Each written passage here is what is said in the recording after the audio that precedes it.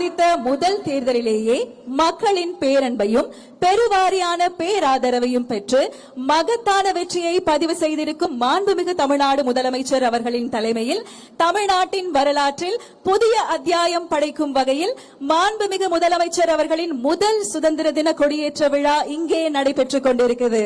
அனைவருக்கும் இனிய சுதந்திர தின நல்வாழ்த்துகள். சுதந்திரத்தின் பெருமையை போற்றும் இந்த புனித நாளில் வரலாறு மீண்டும் ஒரு புதிய அத்தியாயத்தை எழுத தயாராகிறது. ஆம், நாம் ஆவலுடன் எதிர்பார்த்து காத்துக் கொண்டிருந்த தருணம் தற்பொழுது நம் மாண்புமிகு தமிழ்நாடு முதலமைச்சர் அவர்கள் மூவர்ண கொடியை ஏற்றி வைத்து கொடி வணக்கம் செலுத்தி சிறப்பிப்பார்கள். காவல்துறை கூட்டுக்குழல் இசைக்குழுவினரால் நாட்டுப்பண் இசைக்கப்படும். அனைவரும் எழுந்து நிற்குமாறு பணிவன்புடன் கேட்டுக்கொள்கிறோம். May we kindly request all our dignitaries to rise for the national anthem.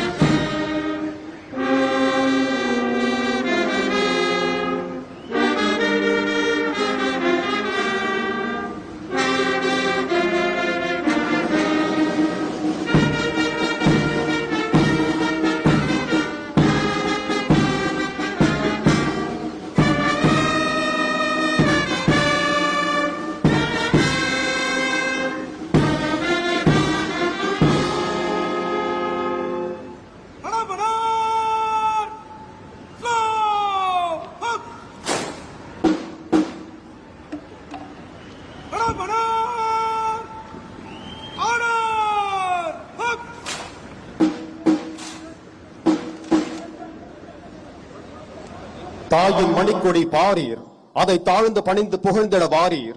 பாரதியாரின் இந்த பாடல் நம் தேசிய கொடியை தாயின் மணிக்கொடியாக போற்றி அதன் கீழ் நாம் அனைவரும் ஒன்றுபட்டு நிற்க வேண்டும் என்ற தேசப்பற்றையும் பெருமிதத்தையும் இத்தருணத்தில் எடுத்துரைக்கிறது. இந்த சுதந்திர தின நன்னாளில் மாண்புமிகு தமிழ்நாடு முதலமைச்சர் அவர்களை சுதந்திர தின விழா பேருரையாற்ற பணிவன்புடன் அழைக்கிறோம்.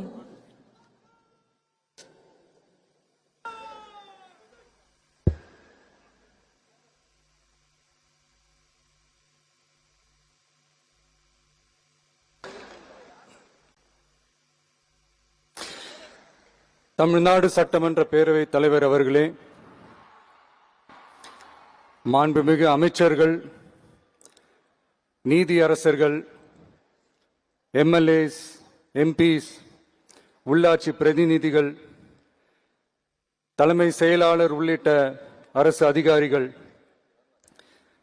நம்ம தாய் நாட்டின் சுதந்திர போராட்டத்தில் பங்கேற்று இன்னைக்கும் வாழ்ந்துட்டு இருக்கிற தியாகிகள், தற்போது குடும்ப ஓய்வூதியம் பெற்று வரும் சுதந்திர போராட்ட தியாகிகளின் வாரிசுதாரர்கள், டிஜிபி உள்ளிட்ட அனைத்து காவல்துறை அதிகாரிகள், முப்படைகளை சேர்ந்த அலுவலர்கள், வீரர்கள், சிறப்பு விருந்தினர்கள், இன்னைக்கு இந்த சுதந்திர தினத்துல கோட்டையில கொடியேற்றுறத பார்க்க வந்திருக்கிற பொதுமக்களுக்கும்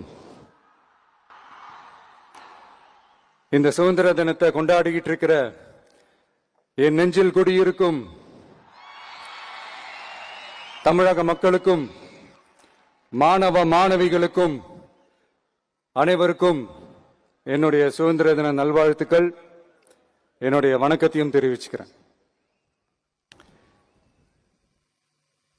தங்களுடைய உயிரை, உடமைய, வாழ்க்கைய எல்லாம் இழந்துட்டு நமக்காக சுதந்திரம் வாங்கி கொடுத்த நம்ம சுதந்திர போராட்ட தியாகிகள்,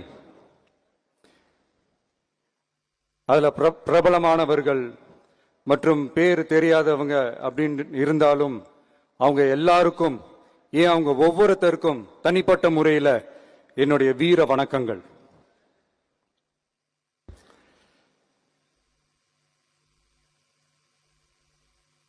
நம்மள ஒரு அடிமை மாதிரி வச்சிருக்காங்க அப்படின்னு தெரிஞ்சிட்டாலே மக்கள் மத்தியில் ஆட்டோமேட்டிக்கா ஒரு ஒற்றுமை ஒண்ணு வர ஆரம்பிக்கும். எல்லாரும் ஒரே மாதிரி யோசிச்சு ஒண்ணு சேர ஆரம்பிப்பாங்க. அப்படி ஒண்ணு சேர்ற இடத்துல தான் சாதி உடையும், மதம் உடையும், மொழி, இனம் இந்த மாதிரி எல்லாமே உடைஞ்சு நொறுங்கும். அப்படி உடைஞ்சு நொறுங்குற இடத்துல தான் கிடைக்கிறது தான் உண்மையான சுதந்திரம். அதுதான் நம்ம மகாத்மா காந்திஜி அவர்கள் அவங்களுடைய தலைமையில 1947ல இதே இந்த ஆகஸ்ட் 15ஆம் தேதி நமக்கு அந்த சுதந்திரம் கிடைச்சது. இன்னைக்கு நம்ம எல்லாரும் அந்த சுதந்திரத்தை கெட்டியா பிடிச்சுக்கிட்டு படிப்படியா டெவலப் ஆகி வந்துகிட்டே இருக்கிறோம்.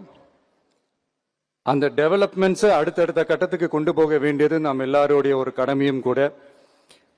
இந்த நேரத்தில் நம்ம தமிழ்நாட்டை லஞ்சத்திலிருந்து ஊழலிருந்து காப்பாத்துறதும் ஒரு மிகப்பெரிய ஒரு விடுதலைக்கு சமமான ஒரு விஷயம்தான்.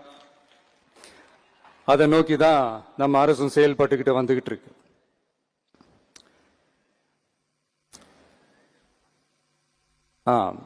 இந்த 386 ஆண்டு பழமையான இந்த கோட்டையில நல்ல சிறிய புதிய அறிவிப்புகளை அறிவிக்க இருக்கிறோம். அதுல ஒரு சிலதை மட்டும் இங்க நான் படிக்கிறேன்.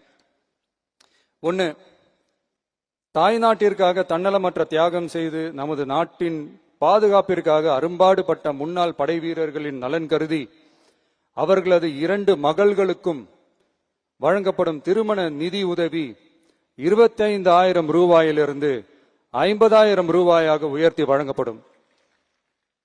2, மாற்றுத்திறன் கொண்ட முன்னாள் படை வீரர் மற்றும் அவர்களை சார்ந்தோர்களுக்கு வழங்கப்பட்டு வந்த மாதாந்திர நிதியுதவி 5,000 ரூபாயிலிருந்து 7,000 ரூபாயாக உயர்த்தி வழங்கப்படும். 3, மாநில அரசால் விடுதலை போராட்ட வீரர்களுக்கு வழங்கப்பட்டு வரும் மாதாந்திர ஓய்வூதியம் 23,000 ரூபாயாக உயர்த்தி வழங்கப்படும். 4, மாநில அரசால் விடுதலை போராட்ட தியாகிகளின் குடும்பங்களுக்கு வழங்கப்பட்டு வரும் மாதாந்திர குடும்ப ஓய்வூதியம் 12,500 ரூபாயாக உயர்த்தி வழங்கப்படும்.